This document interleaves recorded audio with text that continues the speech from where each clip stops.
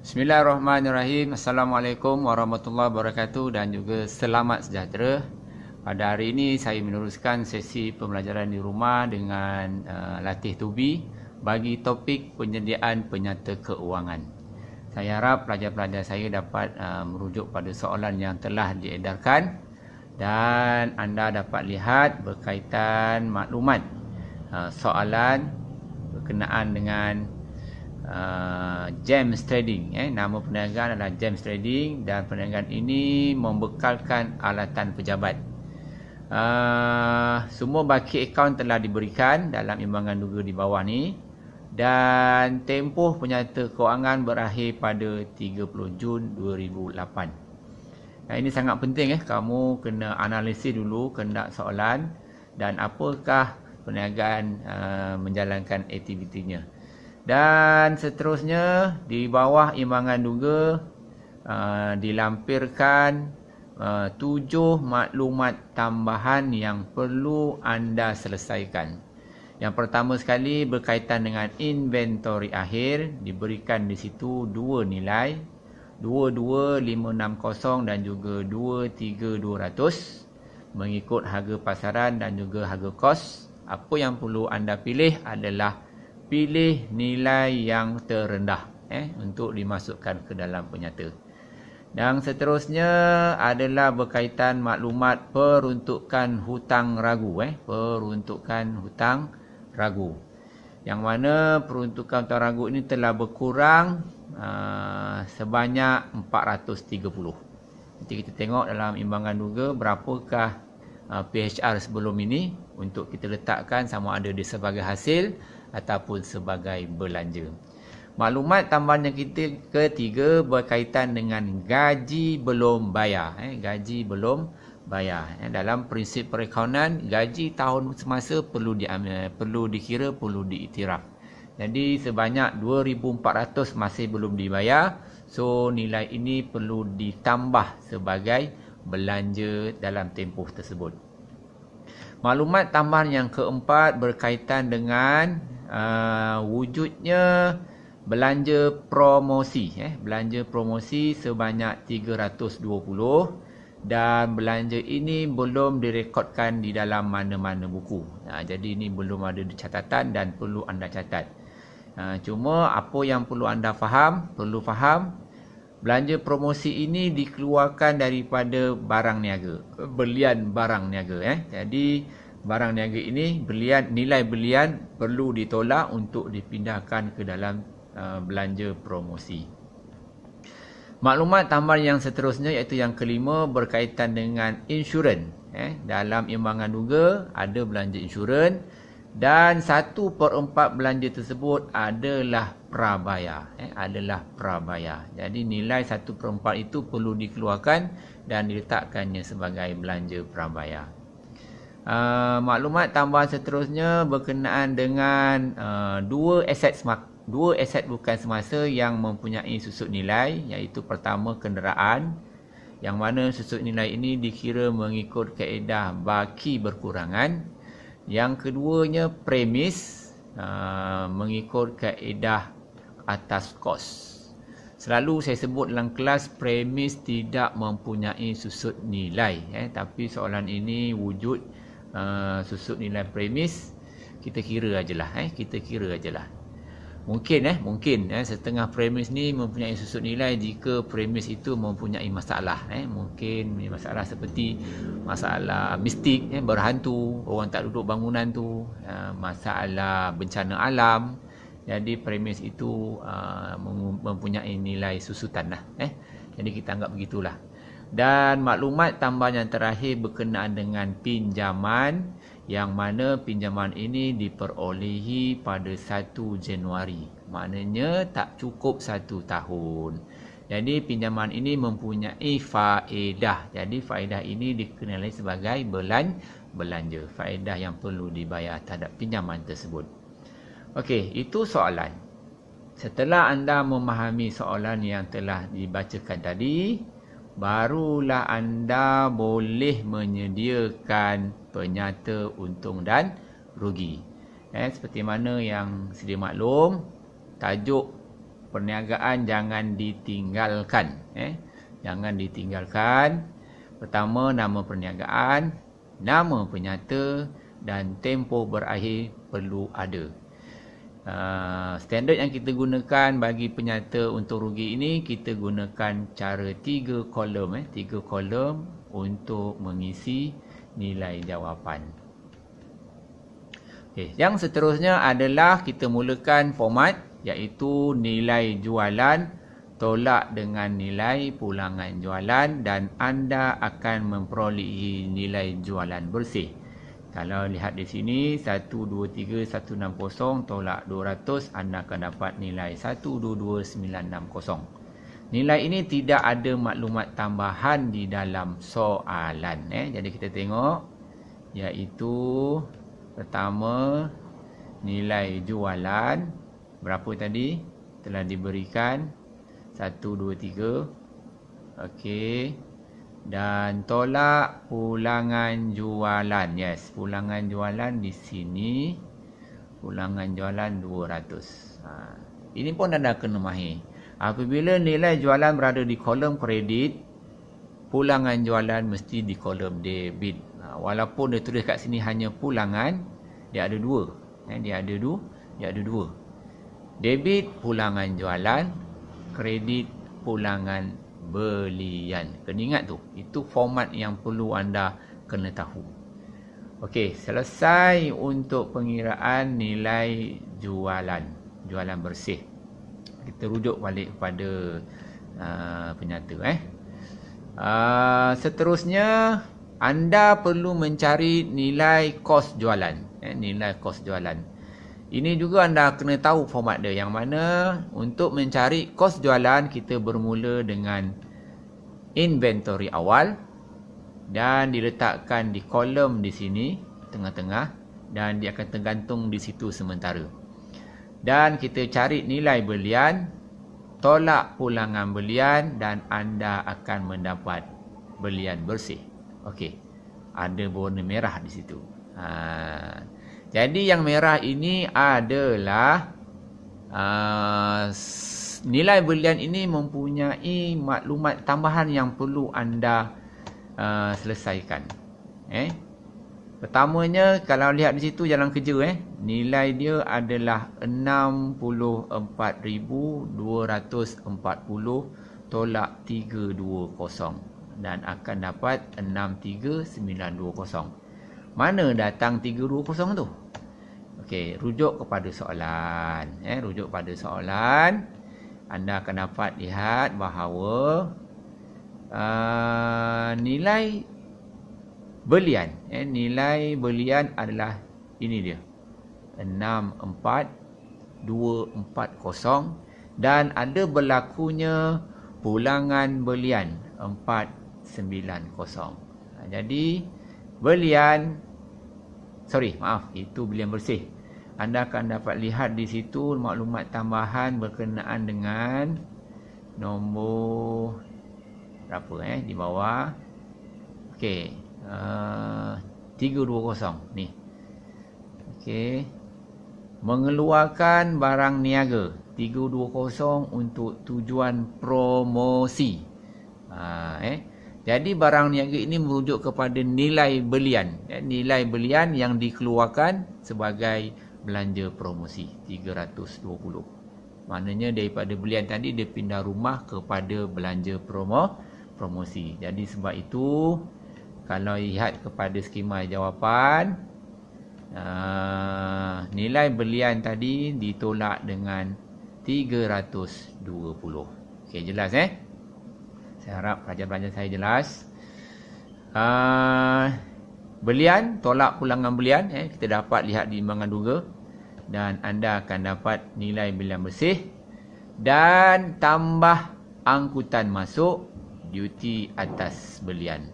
Tambah ni kalau ikut format dia ada 4, kena ingat. Yang mana kita biasa singkatkan sebagai Audi. Audi. A, angkutan masuk. U, upah atas belian. D, duty atas belian, dan I, insurans atas belian. Memandangkan soalan ni hanya ada 2 sahaja, iaitu angkutan masuk dan duty atas belian. So yang lain kita tak perlu isi, kita kena abaikan nilainya. Dan kedua itu setelah ditambah dapatlah satu nilai 65470, dan nilai ini perlu ditambah dengan inventory awal untuk kita perolehi kos barang untuk dijual. Itu format penyata. Anda kena mahir. Anda kena mahir. Selepas anda memperolehi kos barang untuk dijual, barulah anda meletakkan nilai inventory akhir. Inventory akhir. Macam mana kita dapat nilai inventory akhir ni? 22560. Anda rujuk di bahagian soalan. Rujuk pada soalan. Anda akan dapat lihat nilai inventory-nya adalah sebanyak ni, inventory 30 Jun 2008 22560, bukan 23200. Kita kena ambil nilai yang terendah. Nilai yang terendah. Selesai sahaja anda memperolehi inventory akhir. Apa yang perlu anda lakukan adalah nilai inventory tadi anda perlu tolak. Nilai 90,370 anda tolak inventory, maka anda akan memperolehi kos jualan yang anda cari. Kos jualan yang anda cari. Okey, daripada situ barulah nilai jualan tadi anda tolakkan. Tengok di atas ni 122,960 jualan bersih perlu ditolakkan dengan kos jualan. Jika positif 55,150 itu positif, anda memperolehi untung kasar. Jika negatif, anda akan memperolehi rugi kasar. Rugi kasar. Okey, kita teruskan lagi. Selesai sahaja anda memperolehi untung kasar, apa yang perlu anda lakukan adalah menambah hasil. Menambah hasil. Okey, hasil. Berdasarkan skema yang saya berikan, terdapat 3 hasil. Diskaun diterima, hutang lapuk terpulih dan juga pengurangan hutang ragu. Di manakah anda dapat nilai ini? Rujuk pada soalan. Okey, soalan. Kita pergi kepada soalan. Kita cari ada tak diskaun diterima. Okey. Okey. Pertama diskaun sebanyak 260. Ingat, kalau yang sebelah kredit, diskaun ini adalah diskaun diterima. Hasil. Kalau dia debit, ini diskaun diberi belanja.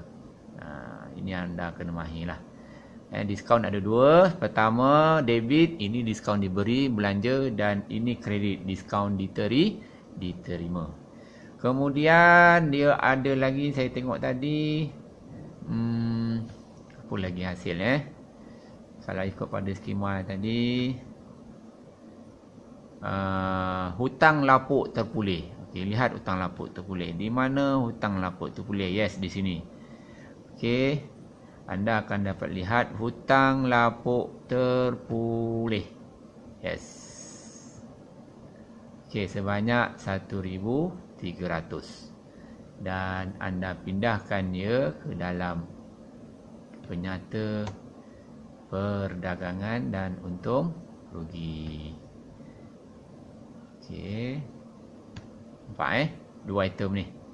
Dua-dua item ni tidak ada pelarasan. Kesemuanya kita ambil dalam imbangan duga yang dilampirkan dalam soalan tadi.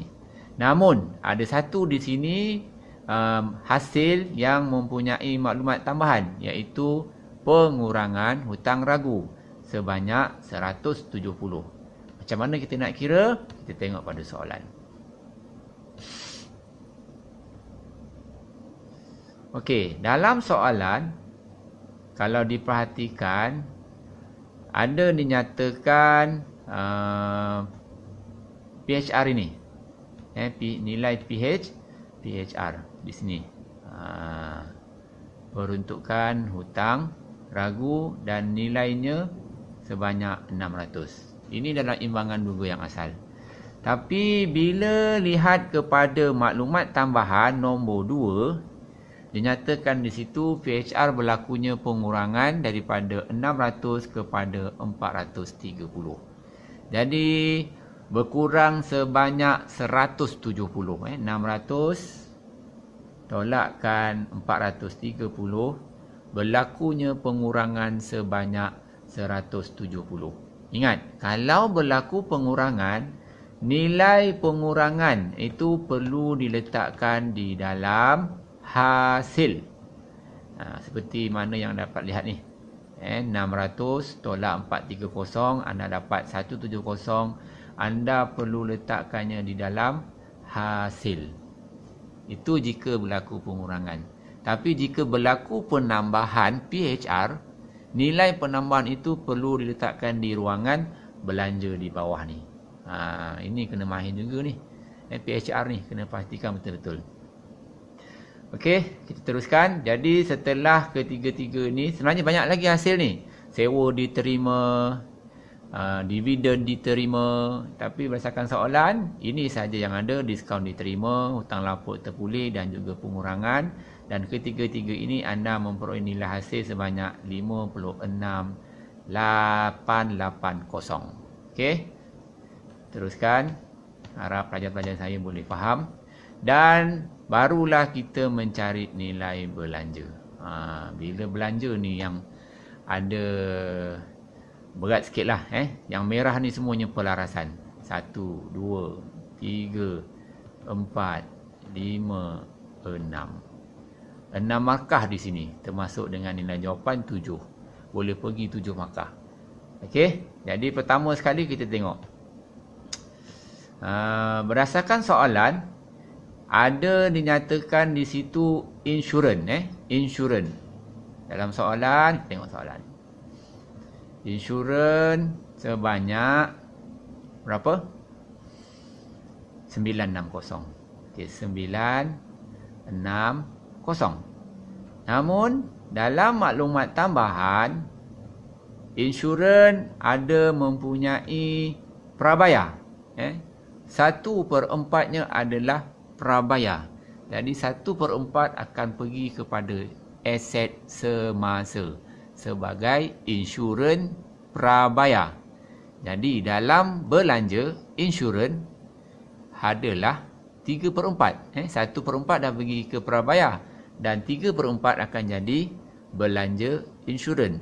Suka saya ingatkan, belanja insurans dengan insurans prabayar akaun yang berbeza. Akaun yang berbeza. Belanja insurans item belanja dalam penyata untung rugi. Insurans prabayar aset semasa. Dia sebagai satu aset yang mana aset semasa itu digunakan pada tempoh perekonomian di masa akan datang. Okey, jadi kalau kita lihat pada jawapan, jarang kerjanya ada dinyatakan insurans perlu dikira sebagai 3/4. 3/4. 1/4 dah jadi prabayar, maka belanja insurans hanya 3/4. Jadi dalam imbangan duga, insurans sebanyak 960 perlu didarabkan dengan 3/4 dan akan anda perolehi 720. Okey, maklumat tambahan seterusnya adalah faedah atas pinjaman. Okey, kita tengok balik soalan. Soalan. Okey, dalam maklumat tambahan ada dinyatakan pinjaman diperolehi 1 Januari 2000X8. Manakala penyata ini adalah pada 30 Jun 2008. Dan pinjaman ini, tengok pinjaman ini mempunyai faedah. Pinjaman yang mana kadar faedah yang perlu dibayar sebanyak 6% setahun. Dan pinjamannya bernilai 18,000. 18,000 ni ada faedah. Faedah adalah belanja, item belanja yang perlu anda kira. Jadi memandangkan faedah ini tak genap setahun, kita lihat pada skema jawapan, faedah perlu didarabkan untuk tempoh setahun tetapi hanya 6 bulan. Okey, lihat sini, faedah atas pinjaman 18,000 perlu didarabkan 6%. Ini untuk setahun. Jadi bila kata setengah bulan kali 6/12 dan akan perolehi 540. Faedah adalah belanja. Okey, seterusnya dalam imbangan juga ada dinyatakan situ diskaun diberi. Diskaun diberi. Jadi kalau tengok pada diskaun ni 460. 460 ini adalah sebagai belanja.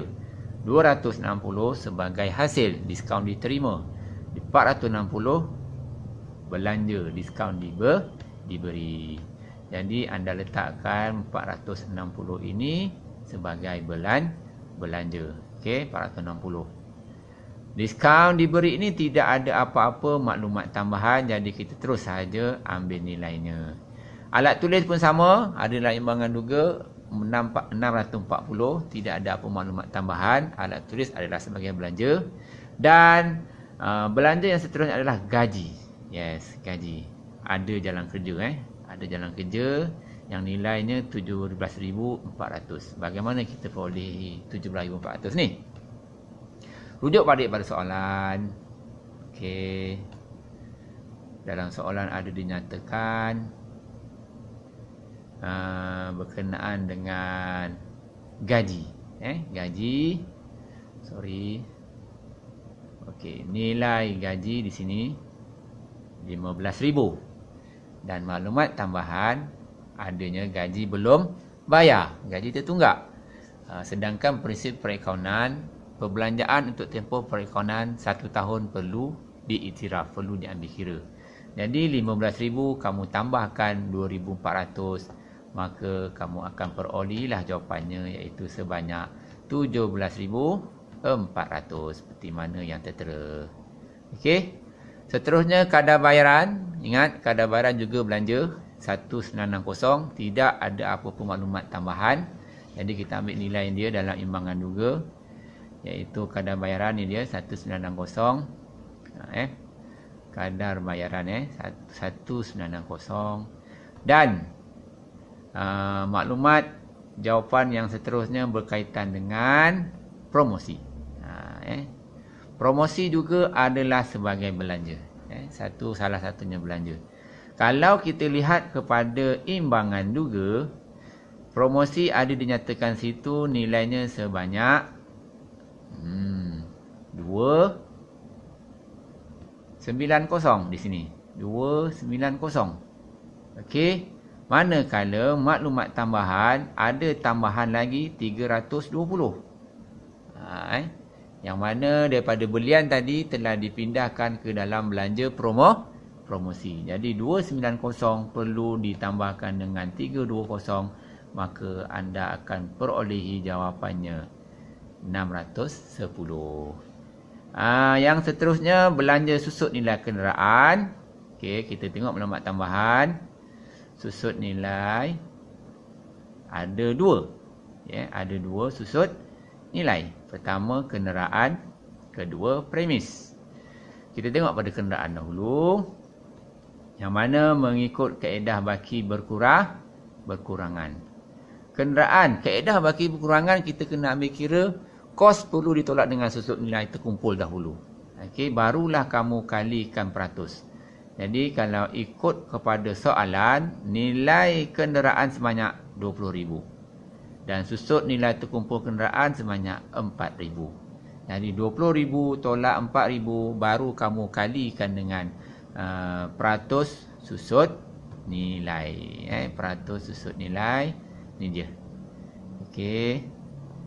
Anda dapat lihat kat situ. Susut nilai 20,000 tolak 4 kali 10, maka kamu dapatlah 1,600. Okey. Sikit lagi. Kita tengok pula susunan nilai terakhir, iaitu susunan nilai premis. Kalau ikut pada soalan, kos premis adalah sebanyak 130,000. Dan untuk mengira premis ini, susunan nilai ini hanyalah menggunakan kaedah atas kos. Jadi atas kos 130,000 ini perlu didarabkan dengan peratus susun nilai. Okey. Jadi berdasarkan soalan premis ini, susut nilainya adalah 5% setahun. Okey, jadi mudah saja. 130,000 kamu kalikan 5%, kamu akan dapatlah 6,500. Okey, jadi saya rasa saya perhatikan di sini semua maklumat tambahan telah diambil kira. Dan apa langkah seterusnya? Anda menjumlahkan semua belanja. Setelah anda jumlahkan belanja ini, akan memperoleh sebanyak 30,430. Dan nilai hasil ini perlu ditolak. Hasil tolak belanja, jika positif seperti ini 26,450, anda akan peroleh untung bersih. Jika rugi negatif, adanya negatif, di situ anda tulis rugi bersih. Jadi saya harap penerangan saya pada hari ini jelas. Perlu banyakkan latih tubi. Masa masih panjang. So saya doakan terbaik kepada yang menonton. Good luck.